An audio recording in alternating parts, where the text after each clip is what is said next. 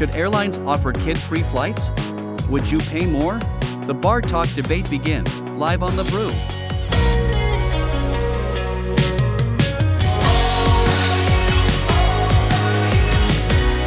Wow, we've all been on a plane where there's a screaming kid, but do you think it's worth airlines actually going ahead and having like non-child flights?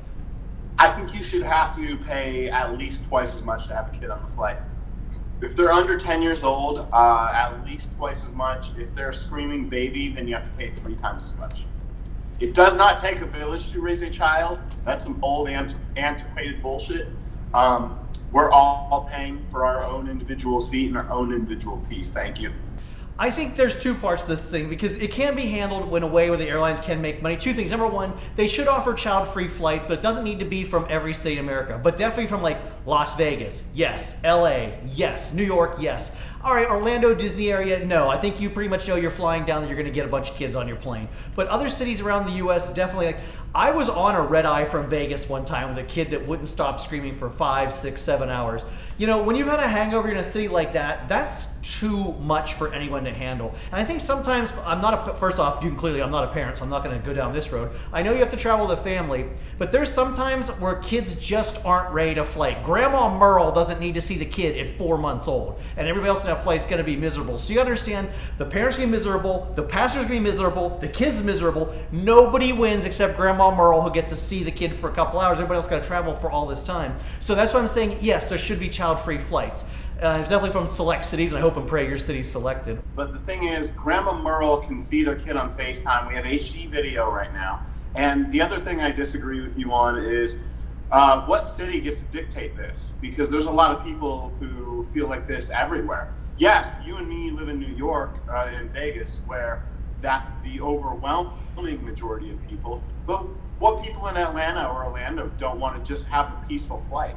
I mean, seriously, we're not going to throw them under the bus. I know it's easy to throw Florida and Georgia under the bus in general, and we'd like to do that a lot because it's easy and it's fun. But there's a lot of people there in those places who still feel the same way that we do. The overwhelming majority do.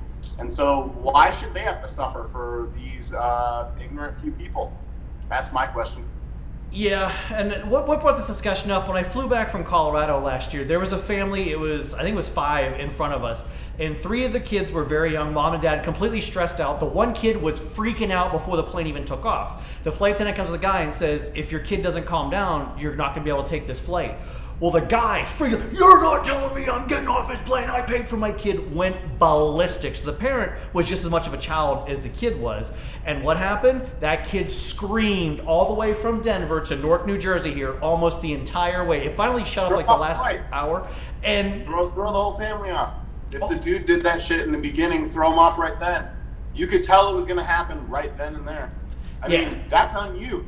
You're the one putting other people out. You chose to have that kid. That's a choice. Everybody else, we got the pull-out method, okay? Or the condom, or whatever the you want. There's a lot of options. But you chose to have that kid, and you chose to bring him in public. That's on you. Someone actually asked me on this flight back from St. Louis if I could watch my language because there were kids in the cabin. And I was like, absolutely the not. I looked her right in the eye and said that. And then she said, wow, you're an asshole. And I said, off. That was literally how that conversation went. It does not take a village.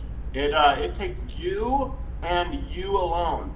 It's your responsibility because you made that choice. Not everybody else. Not everybody else has the money to do all that shit. And if you're going to pretend that it's on someone else, you're going to deal with the consequences. This is a little bit of a tough situation because there are times where you do need to take a flight with families. Let's put counterpoint on this too. You know, you're going to a funeral or something like that. Yes, you got to think about that. So, and that's the hard thing too. Right, because the whole couple rows. Then you clearly have enough money to have a kid. You clearly have a lot of money. Go for it. Nobody's going to stop you from doing that. Don't put it on other people though. I'm not going there for a funeral. I'm going there for my thing. They already separated the seats. They made them really small. Those are the rules. That's how the airline made them. This is definitely a controversial subject with the no-win situation on this one. And I'll give you an example. When I was going to St. Louis this last week, me and Joe actually just met there, for people that don't know. But when I was actually heading out there was a couple that came back and they were like, hey, you know, we can't sit together because they separated our flights. The airline that I was flying was terrible. It was dog shit. And So they came back and they asked me, they were like, hey, would you mind like switching us seats? And I was like, yeah, sure, you guys can sit together. I don't mind. And when I went up, I was sitting next to a woman with like 3 crying kids on 2 seats, right? And the flight attendant saw what I did, and she was like, wow, that was really, really nice of you. Why don't you follow me? She went like this, and she brought me up to the front of the plane where there was an empty row, and she put me in the empty row. But she saw that I was being polite to the couple, and that obviously no one wants to sit with you and your screaming kids. You are the one that's putting people out, not anyone else. You. So you deal with it. Well, I hope and pray, at least if you're a parent, you got one of those kids that actually can handle flying, but most cannot. But hey, you know what? There's always one somewhere that can handle it. Joel agrees. All right, well, hey, speaking of handle it, you guys have a lot of good comments on this one. So, do you think airlines should have a kid-free flight, perhaps charge more? How would you handle this? What do you want? Well, let's find out.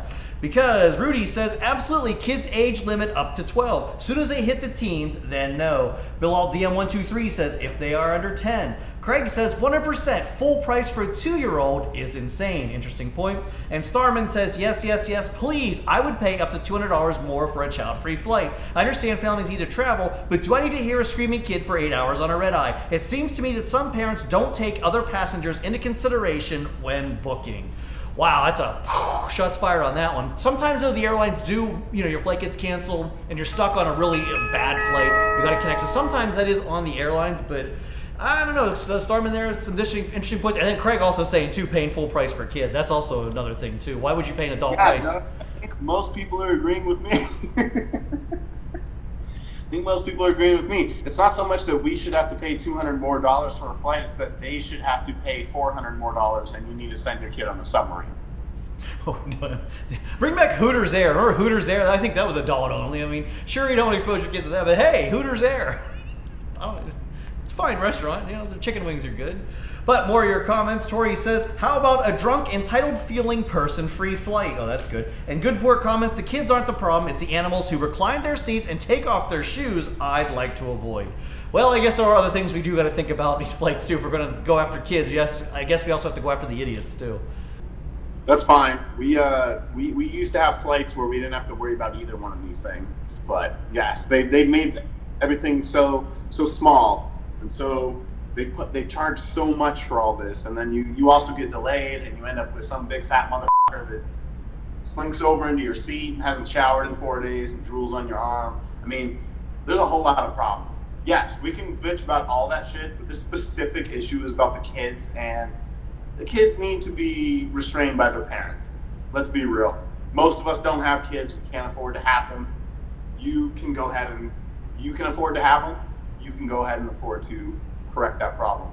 I think the moral of the story is now everybody's just miserable on airplanes. They've made it such a miserable experience from getting to the airport to flying to canceled flights to squeezing the seats, the fees.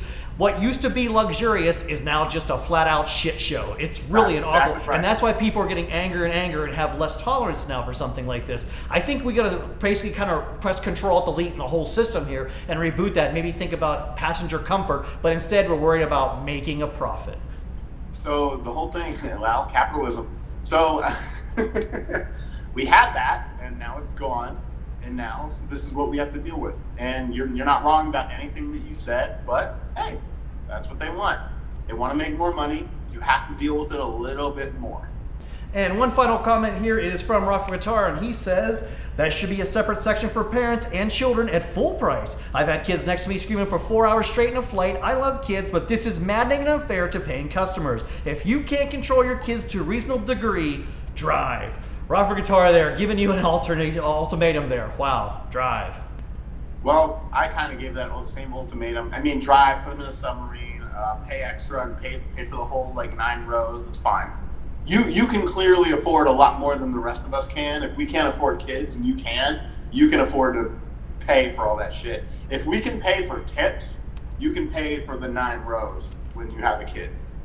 And let's get to the poll right now because that has the ultimate answer. Should airlines offer adult-only flights? Well, 80% of you say yes, absolutely. Only 20% of our viewers said no. So 80% of you want adult-only flights. So airlines, take note of this poll. Your passengers want adult-only flights, whether they pay for it or not. They still want that. So something you got to consider. I know it's whole mathematics and crew, and I know staffing issues, but you know. Forget it.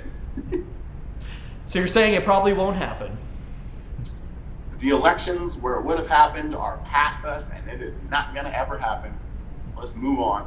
All right, well, let's move on to a lot more fun when you click that like, subscribe button for all the fun here in the big Jersey Joe 50 YouTube channel. Fun games, hard topics like this one waiting for you every week.